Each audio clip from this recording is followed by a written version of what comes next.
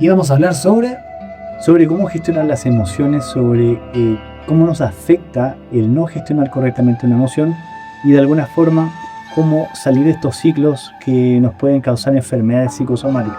Buenas tardes, comunidad. Hoy estamos en el probablemente lugar más maravilloso de San Pedro de Atacama, que es una cueva escondida, ni nosotros sabemos cómo llegamos, y está repleta de sal. Parece nieve, parecen micelios, pareciera que tuviera vida, pero es sal.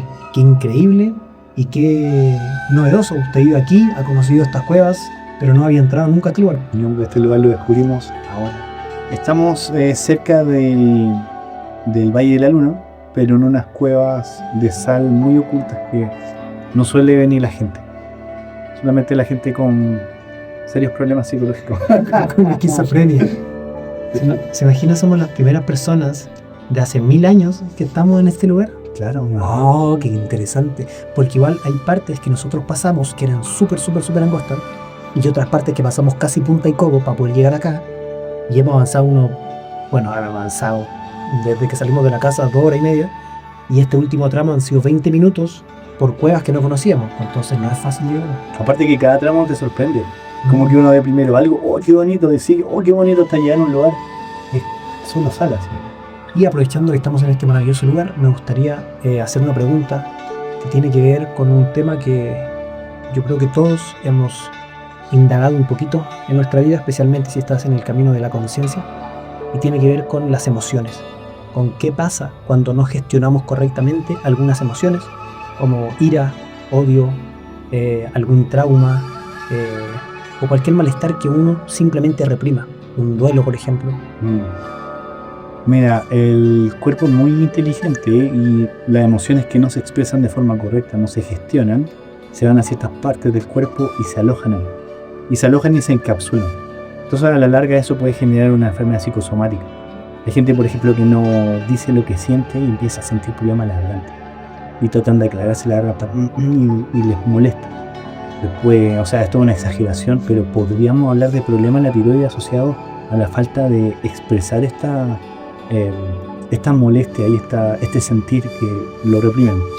La pena afecta al corazón y a los pulmones. Entonces, por ejemplo, el hígado, la rabia. Y estas emociones, de alguna forma, cuando uno practica yoga, se movilizan. Entonces uno ve, es curioso porque en una práctica uno ve gente que llora, que le da rabia. Estas emociones surgen nuevamente. Y es la oportunidad para gestionarlas nuevamente. Tiene una anécdota sobre eso, ¿cierto? Varias, de hecho. Pero la última fue que estaba en una clase de yoga y resulta que terminamos la relajación final y una alumna estaba ahí sentada y se puso a llorar. Y yo le dije, ¿está bien? Y me dijo, sí, estoy bien, pero me acuerdo de la muerte de mi madre, que no le hice el luto. Y estaba llorando y le dije, mira, ahora es la oportunidad que tú puedas darle el luto correcto, despedirla de forma correcta y sentir, porque no tiene nada de malo sentir pena. El tema es engancharse, o sea, quedarse en ese círculo de pena, de duelo, de tristeza. No poder salir del dolor. Exacto. Porque hay gente que se ahoga en el dolor y lo alimenta. Y espero. ¿Y el yoga o las asanas de qué forma pueden ayudarnos como a liberar este dolor? Es que mira, curiosamente cada asana busca estimular un centro energético que se llama chakra. Y el chakra también está asociado a cierta emoción. Entonces cuando tú haces cierta postura específica para cada chakra, esta emoción empieza a moverse, si es que está reprimida. También pasa mucho de que cuando tú estás practicando, empiezas a sentir este placer, esta gracia, este amor. Entonces todo lo que esté ahí empieza como a magnificarse. Pero sucede mucho que las emociones reprimidas, no gestionadas correctamente, afloran. Te da la oportunidad para movilizarlo. Porque resulta que un chakra es un lugar donde diverge canales de energía. Y de alguna forma también está asociado a la emoción. Entonces cuando tú estimulas este chakra, empieza a como abrirse como una flor. Y sale lo que estaba reprimido, lo que estaba contenido. Hay gente que le duele el cuello, que le duele los hombros por estrés, por sobrepensar le duele los hombros, aquí por el cuello. Interesante. Yo también he escuchado harto del dolor de espalda por cargar con muchas responsabilidades solo. por estar cargando con muchos problemas, por muchos dolores, con muchas responsabilidades, eso de alguna forma se somatiza en la espalda y empieza a generar ese tipo de dolores. Como que todo lo interno se expresa también en nuestro exterior. Imagínate que la gente que no deja ir, que es rencorosa, tiene estreñimiento. Una vez pasó algo muy curioso, que mi hermano le empezó a dar indigestión. Y yo le pregunté si algo súper fuera de eso. Le dije, ¿habrá una situación en este momento que tú estás rechazando y no estás digiriendo? Y sí, resulta que hay una situación que estás rechazando. Entonces también se expresa en el estómago. O sea, el cuerpo es también una parte de la mente, de la expresión de la mente. Y el problema de esto, creo yo, es que luego puede derivar una enfermedad grave, un cáncer, una enfermedad autoinmune. Entonces, el no gestionar nuestras emociones es solo pérdida para nosotros. Es quedarnos con esta emoción anclada y además empezar a enfermarnos de a poco, como si estuviéramos tomando un veneno. Claro. Como si ese veneno que generamos a partir de por ejemplo, un trauma, en vez de liberarlo, lo guardamos. Y el veneno se empieza a ramificar de a poquito. Y hay que saber que la emoción no es algo que nosotros calculemos, que nosotros queramos sentir algo espontáneo. Es una respuesta espontánea a un escenario. Y es válido sentir rabia, es válido sentir miedo, es válido sentir pena. Pero nos da la oportunidad para poder observar, para poder actuar, porque la emoción nosotros no la elegimos, pero sí elegimos cómo responder frente a ella. Entonces, si algo nos da miedo, si algo nos da rabia, si sentimos estrés, nos dice, ok, puedes trabajar en esto. Claro. Pues la emoción también viene a enseñarnos, a decirnos, oye, hay que gestionar esto, hay que trabajar un poco más aquí, o si te está doliendo tanto este tipo de situaciones siempre, es porque tú te enganchas quizás mucho en esto. Claro. Hay que buscar la forma de darle salida, de entender de otra forma también a veces lo que nos pasa. También hay un tema aquí con las emociones que uno también tiene que saber diferenciarlas. Porque muchas veces te llega una serie de emociones, de sensaciones, y uno asume ciertas cosas. Por ejemplo, el hombre asume que es rabia. No, que tengo rabia, pero puede tener tristeza, puede tener frustración, puede tener un montón de emociones. Y cuando uno sabe distinguir específicamente qué tipo de emociones, después puede empezar a trabajarla. Entonces uno tiene que estar ahí observándose. Y también observando la fuente de esa emoción. Eso yo creo que es súper importante. Súper importante. Por ejemplo, hace no mucho atrás, yo le conté que le mando una encuesta a mis pacientes en donde hago ciertos tipos de preguntas, una encuesta con inteligencia artificial que me ayuda para que los pacientes puedan entender sus malos hábitos de alimentación. Entonces llegamos a una paciente que me contó que a través de la encuesta que la IA le daba respuesta, son preguntas súper específicas, y ella terminó dándose cuenta que los atracones que le daban por comer dulces en la noche derivaban de que cuando ella era pequeña, cada vez que se sentía mal, cada vez que lloraba, la mamá le daba un dulce para que se calmara. Entonces ella entendió eso como un sostén emocional, como un soporte de, bueno, ahora me siento bien, está todo bien, comer dulce. Y lo arrastra hasta ahora que es adulta. Entonces en la noche, cada vez que se siente mal, que tuvo un mal día de pega, que tuvo algún problema con la pareja, terminaba resolviéndolo como en el refrigerador. Y el problema de eso, que no sería, el problema aquí no es comer dulces, va más allá, va a que normalmente la gente que tiene este tipo de patrones de comportamiento tiene baja autoestima, no se siente bien con su cuerpo, ¿cierto? Tiene, no sé, la energía más baja y tiene un momentáneo placer a través de los dulces, pero luego de esto viene la culpa. Entonces, sumarle a lo mal que ella se sentía en el día, viene la culpa, viene la baja autoestima, ella me decía que le daban hasta ganas de vomitar. O sea, termina siempre empeorando el no gestionar correctamente lo que ella siente. Claro, le suma también una carga a todo lo que está sintiendo. Sí. Hay mucha gente que trata de evadir las emociones, de tratar de ahogarlas de alguna forma y esperar a que pase algo, pero la emoción sigue actuando y actúa de forma más sutil. Claro. De hecho, yo, aunque sea funable, me entraría a decir que casi todos los que queremos como ir a fiesta los fines de semana es principalmente por eso, por querer hacer algo novedoso en nuestra vida, querer distraernos, querer relajarnos, querer disfrutar una vida que no estamos disfrutando. Quizá uno podría, no digo que esté mal, pero es darle una salida a la vida que no nos gusta.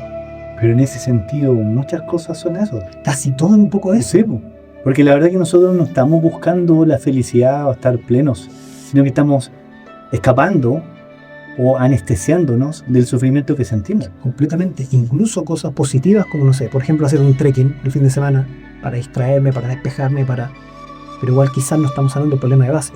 Que no digo que esté mal hacer trekking para nada, la conexión con la naturaleza y todo eso tiene un montón de beneficios, pero me imagino que igual se tiene que hacer a la par con un trabajo interior, con intentar igual ir al inicio de todo esto. Claro, porque no es lo mismo hacer trekking porque te gusta hacer trekking, ¿sí? o hacerlo porque estás evadiendo una sensación que al final lo único que estás haciendo es aplazarla porque Claro. la situación sigue ahí. Todo eso de escaparse a la playa un fin de semana, de hacer trekking, muchas veces vienen como una escapatoria a lo que sentimos y a tratar de tener un poco de felicidad en la vida que no nos está gustando. Así como bálsamo, como anestésico. Sí. Curioso, ¿no? Porque igual yo también lo hago, sino es que no lo digo juzgando, sino que es curioso que hasta las cosas positivas muchas veces tienen un trasfondo de escapar. Sí. Y ahí es cuando el placer se puede volver dolor. Porque si tú estás usando el placer para huir del dolor, lo hace más doloroso y le agrega una carga distinta, más puro, sino que está ahí mezclado con un montón de cosas. Ahora yo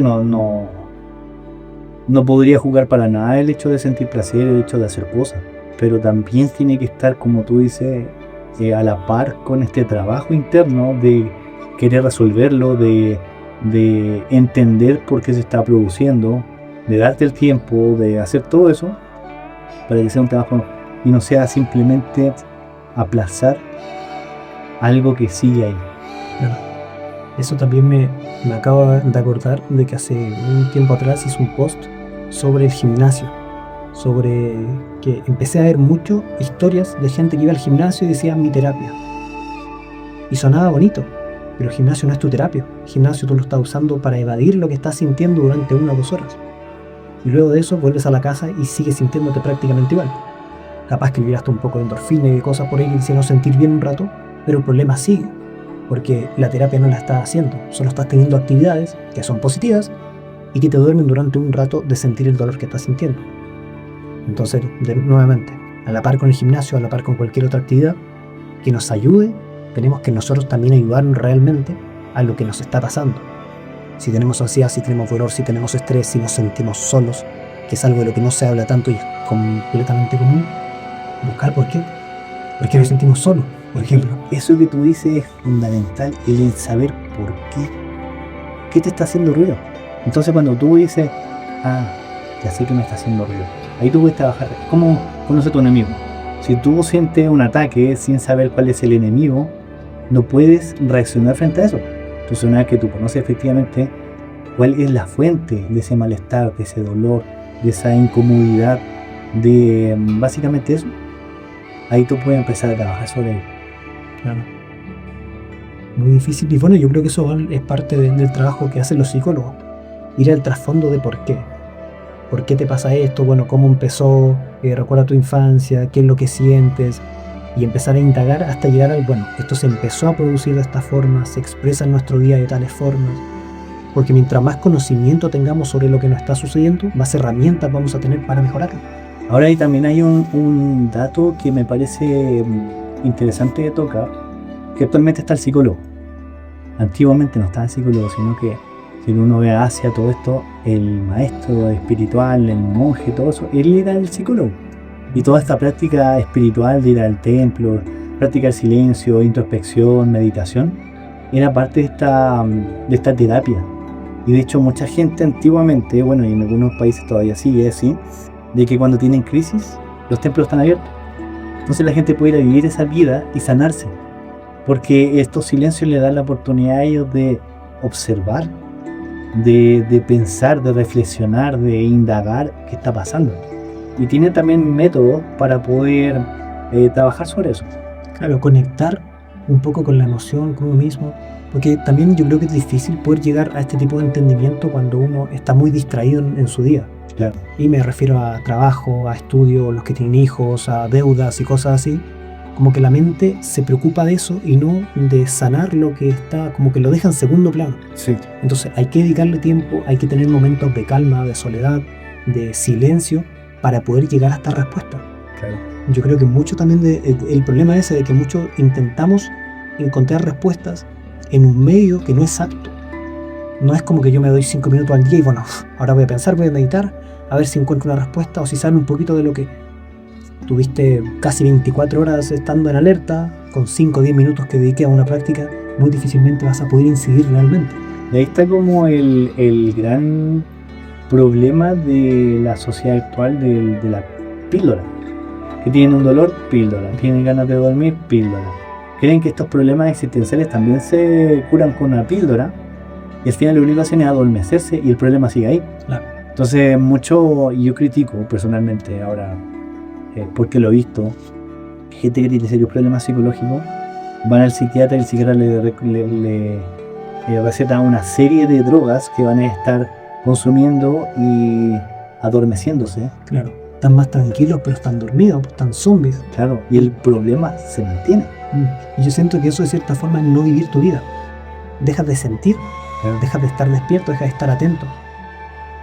¿Cómo podrías decir que estás viviendo? Solo que estás respirando y haciendo tus cosas cotidianas. No estás pensando, no estás sintiendo, estás durmiendo. Vivir una vida así para no sentir dolor, ¿cuál es el sentido? Y el dolor es válido. O sea, uno siente dolor y el dolor también te impulsa a mejorar. El dolor nos hace fuerte, el dolor nos motiva a salir del mismo dolor, pero a través de otra perspectiva.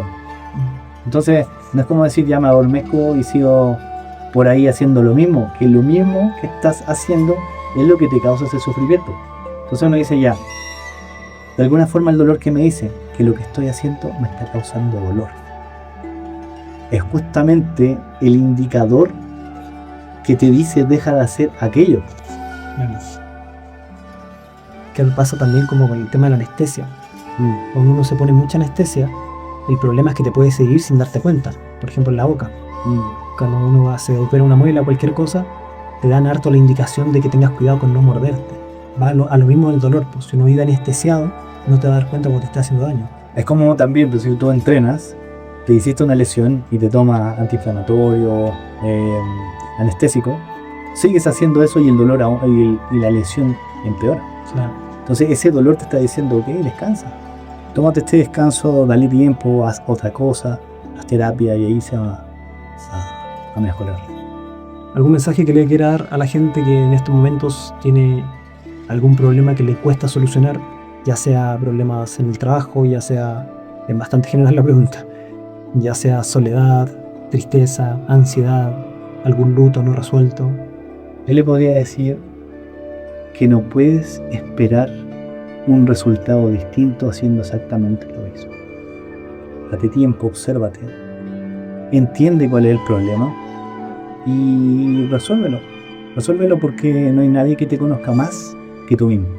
No hay nadie que sabe más tus sensibilidades, tus puntos débiles, tus malestares, tus sentires que tú mismo. Ahora ese resuélvelo, igual suena como un poco... Yo me imagino que para la gente que está escuchando diría como, sí, claro, fácil, porque ahí como conócete y resuélvelo, pero igual es clave, pues decir, hácete cargo Claro. de lo que estás sintiendo. Tú tienes todas las herramientas. Si estás en este mundo sintiendo esto, no es porque no lo puedes gestionar, es porque puedes, pero hay que buscar la forma de hacerlo, hay que darse el tiempo, hay que buscar las herramientas y tú probablemente vas a tener la fortaleza para salir de eso y de cualquier otra cosa. Claro, y también valor, o sea, hay que hacerse valor y decir, ya si me cuesta esto, o sea, si me está doliendo, por ejemplo, estar solo, ya tengo que armarme de valor y conversar con gente y empezar a interactuar porque las cosas no llegan solas, tienes que tú igual buscarlas, intencionarlas. ¿Algunas últimas palabras para despedirnos de la audiencia, profe? Nada más que agradecer esta instancia y estar en este lugar maravilloso. Esperemos que su corazón encuentre paz, sabiduría y hay que disfrutar de la vida. La vida no es un calvario. Nosotros la hacemos demasiado complicada.